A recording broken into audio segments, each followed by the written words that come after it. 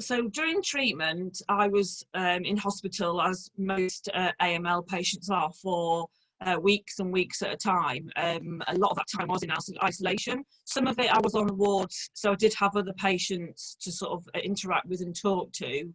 But a lot of the time it was in a room on my own. I did have my family that came to visit, which did break up the day. But I did have to have a bit of a schedule for that because it was quite tiring, the treatment itself. I was quite poorly for a lot of it, so I would sleep through a lot of the time. I had an iPad, which was a godsend. I connected to the hospital Wi-Fi, so that meant you have to watch box sets, TV, and things like that. And of course, now you've got the subscription services like Netflix and things like that. So a lot of time was spent on that. I did find concentration was something I didn't have.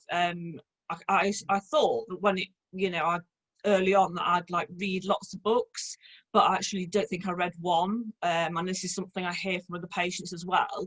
So concentration is something I think that people struggle with. So things like magazines or short stories, that type of thing is more easy to do. You have to get used to being in that environment and knowing that you've got a long time ahead. I think if you think too far ahead, that's when it gets to be a bit of a depressing situation, thinking to yourself, I've got to do this for so much longer. So I got used to just thinking about that day.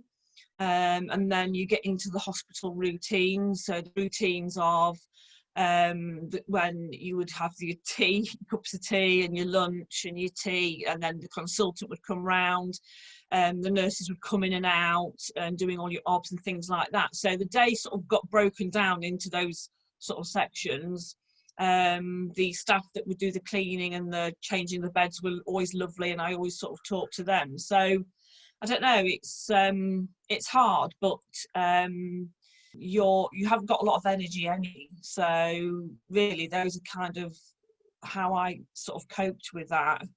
You don't really have a choice, I think, as well, which means you just got to get on with it. So that's kind of the main things. I think another thing would be to look or what other people suggest. So quite a lot of places, charities, things like that do have help information on what to take into hospital and things like that.